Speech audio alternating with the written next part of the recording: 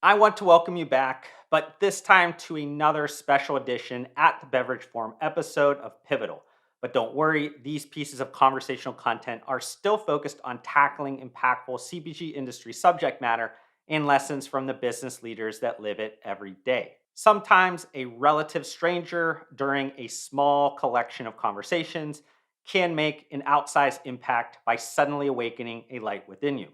If you think that sounds like hyperbole, how about I share my recent experience with this phenomenon? In the last several years, I've had a handful of beverage industry friends tell me to check out this T plus brand named Equitea. Admittedly, in a rush state, I would glance at the product pages and say something relatively positive about the emerging category and or its product composition and packaging. But it wasn't until Danny Stepper asked me to moderate a panel at the Beverage Forum that changed everything. As I'm putting together the conversation framework, I started digging deeper into Equitea because of its co-founder and CEO, Quentin Vennie, was one of the panelists. This is when I learned about the founding reason for Equitea and then the more recent tragic event that evolved the brand purpose. Maybe it was partly due to the proximity of myself becoming a new father, but suddenly I felt this amplified connection to Quentin's story. Getting to know him better on and off stage became the unexpected, but in a totally good way, top highlight of mine from the Beverage Forum. And as you'll quickly notice, this recorded conversation feels like it just rolls right into it. And that's because it was a totally authentic human interaction that Grant captured after we got off stage together.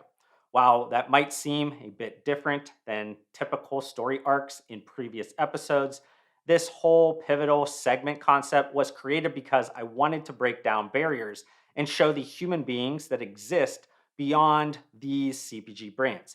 With great products becoming ubiquitous across the CPG industry, they must evolve into a vehicle to build rich, compelling stories that create consumer connection.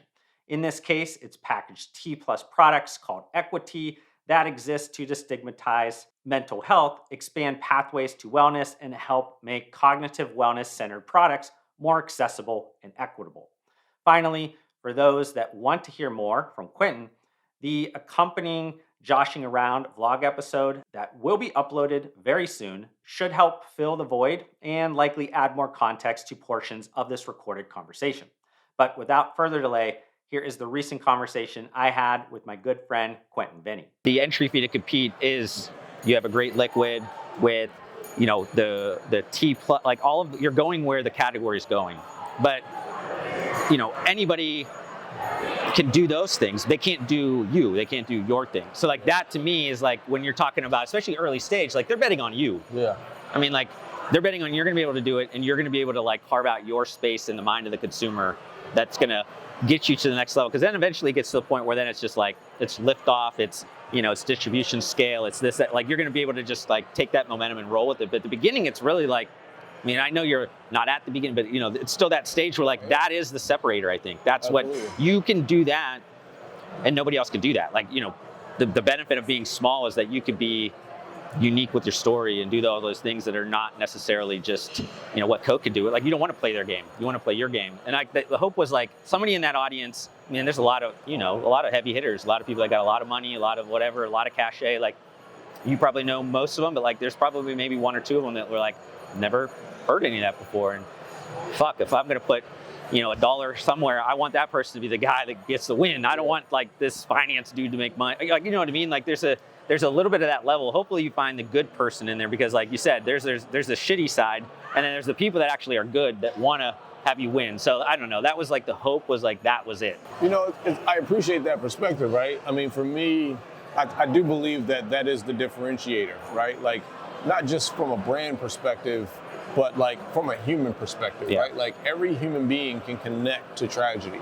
Every human being can connect to trial, right? And the desire and feeling, like there needs to be some sort of success in this, right? Like you can't go through hell and then people not want to see you make it to heaven. Yeah. And so I really appreciate the context of why that was important, because that's one of the things I've struggled with. I don't have a CPG background. Yeah. I came from nonprofit. I've been in the service industry essentially my whole life, right? Being of service, whether myself or something that I was providing. And so I think a lot of times in these conversations with VCs or investors, like, I don't have that muscle. Yeah. Right? But what I do have is the ability to connect to people on a human level that this industry's never seen before. Yeah. Because for me, it goes beyond liquid in a can. Yeah. It's like, what does this stand for? What does this represent? Yeah. Where is the social capital? And where's the impact? Yeah. And every time I get an opportunity to share, that's what I want to focus on. Yeah. I really appreciate. Yeah, I always think about, like, I'm big on what I consider this, like, the thing that separates, especially I think in these, I call them like low barriers of entry kind of CPG spaces. Anybody can make liquids pretty cheaply, powders or foods. Or, at the end of the day, like, there's not much ownable, like, defensible proprietary things, except for the story, the strategic narrative, what defines both the internal and external decision making. Everything is centered around this thing that I can own, that I can just tell, and people, connect with it. And maybe it's not that they went through this similar, it's that they appreciate somebody being able to push past that and use that for, good and a force. And it's like, okay, we all have our own things. It doesn't need to be the same exact thing, but we can all see that in ourselves and go, okay, if I'm gonna, and I think this maybe is like where a lot of the spending is going, is that people are trying to know where their dollars are going and feel good about where those dollars are going. Because if it's like, okay, I'm spending with you guys, like, I know this is going to a good place. This is actually, one, beneficial to you and your family and but also what you are doing from a service perspective that's going to help other people. And it's like, I don't know, that to me is, I think, where everything goes. I think for your, ultimately the biggest struggle is like, okay, how do you break through the noise? There's all these people that are saying things, and then for a consumer, like, how do I know who's the real deal and who are the people that are trying to look like the real deal? Yeah. And it's, places like this, or, conversations or whatever, that people are just they should be able to just get it. You know what I mean? Like, they're going to be able, but it is a struggle, because I think everybody's yelling on their soapbox, trying to tell everybody that they're special or they should get attention or whatever. And few people actually deserve the attention, which I think you deserve the attention, which I think is like, it's just a matter of time. It's patience. It's like whatever you said, I have something unique. I have something different that I'm going to bring to it. It's just going to take time for people to, like, incremental one by one. It's like can by can, but it's also like mind by mind, like attention. Eventually it's like a momentum thing, and it's just going to take off. I mean, that's where in my heart, that's what I feel. I appreciate that. And I know we just got to know each other. Like, yeah. I don't know. I feel like such an impact of, like, learning about you and having the opportunity to do that, I think has been like one of the best things about this whole thing. Like, I got a chance to meet you, you learn your story and everything. And like, I mean, I'm just saying, like, I want you to win. That's what I just, like, anything that I could do, I want you to win. I know that just sounds like no, but I'm like, legit. People that listen to, like, my hundreds of videos, like, I rarely am like this kind of, like, raw and authentic about it, but, like, legitimately, I want you to win. I appreciate you. Yeah. And I felt that. I felt that in your email. I felt that in our initial conversation yesterday. The care and the compassion, and even questioning whether or not you should ask the question, and to start there, right? Like, that's a powerful thing, right? Because so many times, like, you can, ease your way into it, but, like, to just start there, like, no, we're gonna really talk about something real, something authentic, that nobody else talks about. Yeah. I really appreciate that, and I see that that genuine nature in who you are and what you're saying, and I really appreciate you. Yeah, I think we definitely had a very different panel than everybody else. Oh yeah. Which I like feedback. Actually, people were like, "Man, it was good." Like there was a lot of storytelling, and I think it was, there were the dynamics of our panel was pretty unique. I think there was, definitely a different, like, how do you weave it all together? But, like, what you mentioned, like, I'm like, man, let's just start off with the messy human stuff. Let's just, like, the reality is like, yeah, we are all here for beverage,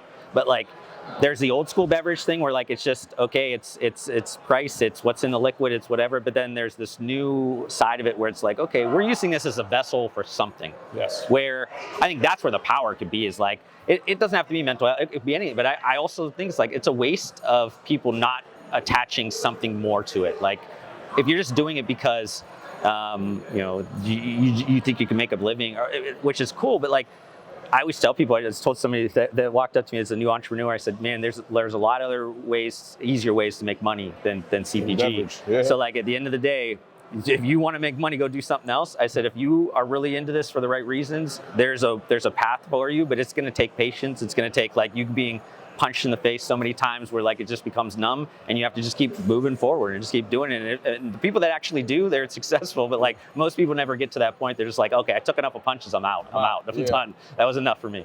And that's the thing. I mean, for me, I think like, I've been taking punches my whole life, man. I'm from West Baltimore, bro. My father was addicted to heroin. I was raised by a single mom.